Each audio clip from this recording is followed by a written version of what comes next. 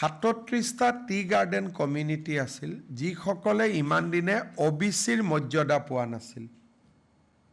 আজি আমি টি গাৰ্ডেনত বসবাস কৰি থকা 37 কমিউনিটি যোনে ইমান দিন OBC বা MOBCৰ মৰ্যাদা পোৱা নাছিল তেওঁলোকক আজি ৰাজ্য চৰকাৰে OBCৰ মৰ্যাদা দিবলৈ সিদ্ধান্ত গ্ৰহণ কৰে।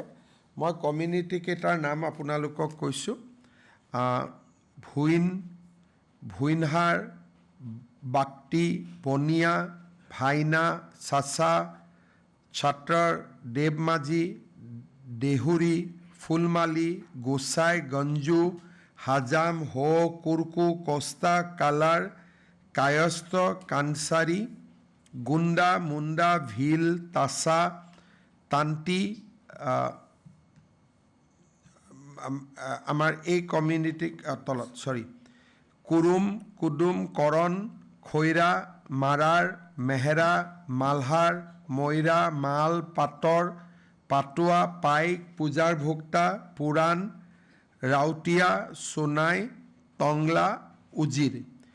এই গোটেইকেইটা কমিউনিটি কোনোবা নহয় কোনোবা কমিউনিটিৰ চাবকাষ্ট হিচাপে আছিলে।